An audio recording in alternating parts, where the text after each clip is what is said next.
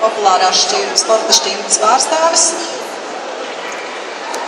Kā jau suņu puika mazliet lielāks, mazliet masīvāks, bet temperaments ir border collie, protams.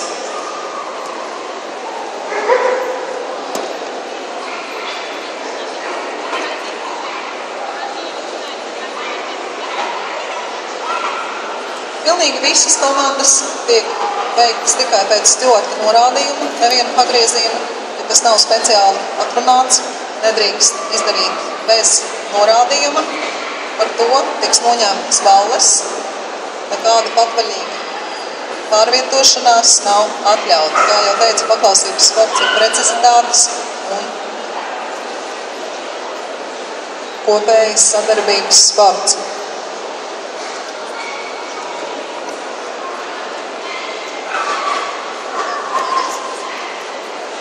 Starptautiskās klases OBD3 līmeņu suņus jūs redzēsiet visās trijās pozīcijās, arī guļus atstāšanā, kas ir, protams, vēl sarežģītāk, jo šeit vienmēr pirmā komanda ir stāvi, otrā sēde.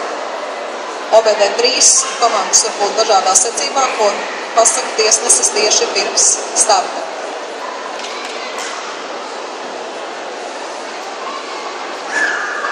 Un sūtīšana uz kvadrātu, kurā drīkst suni gan pa priekš apstāvināt, gan uzreiz apguldīt. No tā atzīme nemainās, ja komanda izpildīta labi.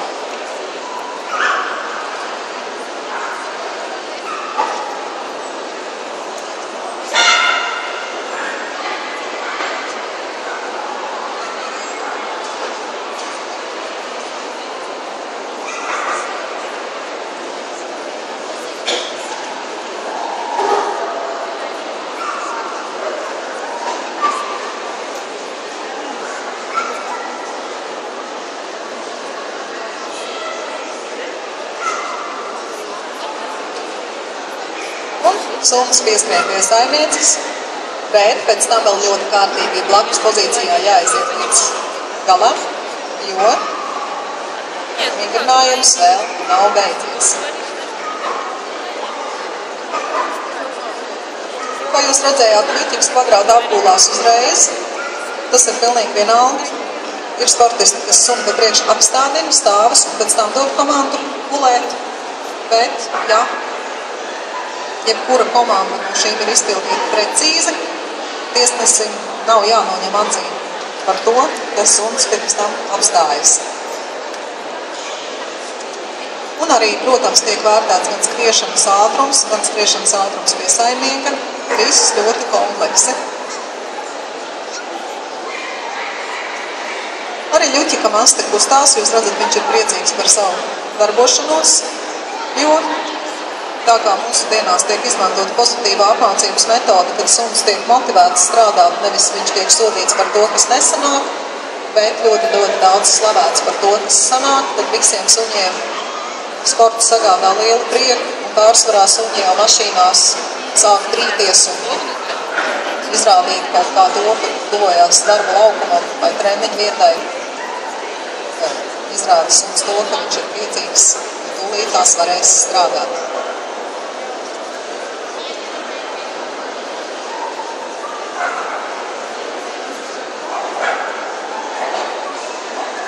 Rīt jūs redzēsiet nacionālās klases un OBD1 sportistus, kas ir pirmais un otrais sporta līmenis.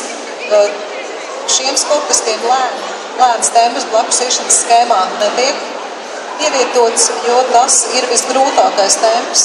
Tādēļ sunim ir visgrūtāk noturēt koncentrāciju un palikt neaizskriet uz priekšu, palikt tur, kur viņam ir jābūt, bet sevišķi veicot pagriezienus.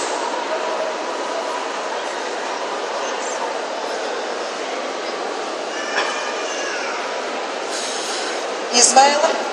Suņiem patīk ostīt, patīk skriet kaut ko meklēt, tā ka šis vingrinājums varbūt cilvēkam pat izskatās grūtāks, patiesībā sunim tas sagādā lielu prieku, un viņam galvenais ir nokoncentrēties un nesākt pārāk aktīvi skraidīt, kaut ko meklēt, ne to, ko vajag.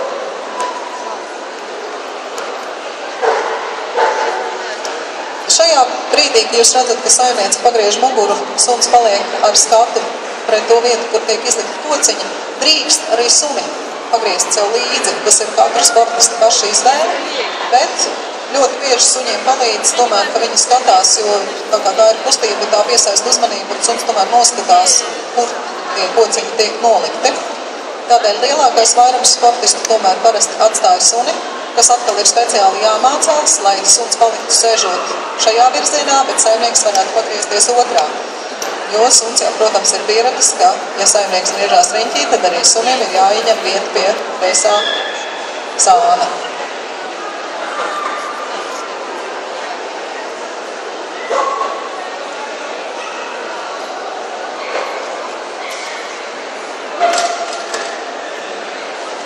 Un arī aporta nešana pār barjeru, kā jūs redzat, Ļutiks arī nesīs metāla aportu. Cik zinu, šim sunim metāla aports ļoti patīk. Tā ka tas viņam nebūs kāds lielais apgrūtinājums, ka tas nav koks, bet metāls. Protams, āru sacensībās lielā augstumā metāla aports tiek nomainīts ar plastmasas aportu. Kā jūs saprotat, -20 grādos suns metāla aportu mutē ņemt nedrīkst.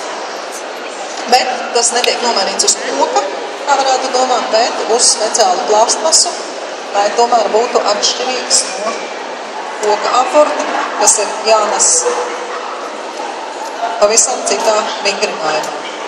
Komplekss. Attālums ir 10 metri. Tātad gana liels, lai būtu grūti sakontaktēties.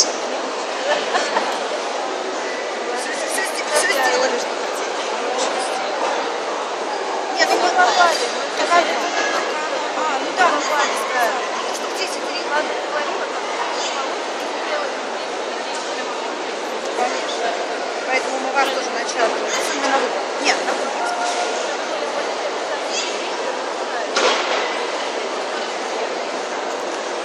Честно говоря, не знаю, у него описание картинки.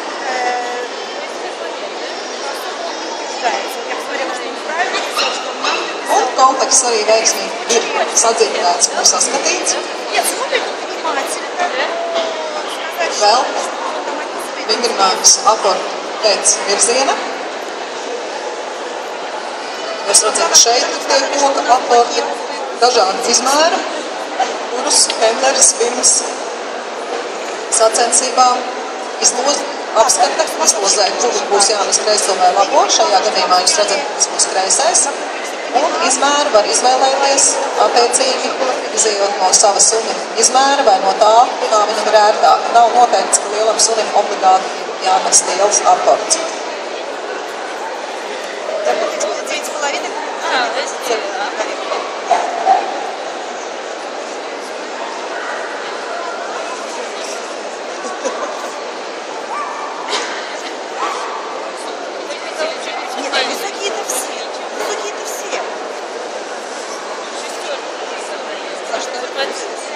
Un pareizais aports ir nonācis saimnieces rokās, Ļutiks uztina asti, visi priecīgi.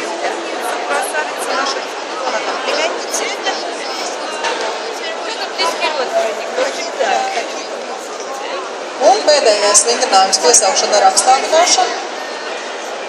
OVD3 jūs redzēsiet, ka apstāšanās ir divas, viena stāvus un vēl arī guļus. Šeit ir mazliet vieglāks šis vingrinājums, jo suni jāapstādina nevienu reizi. Attālums ir 25-30 metri, tātad ļoti liels. Un šādos apstākļos ir jāpasaka komanda tā, lai suns to sadzirdētu un saprastu.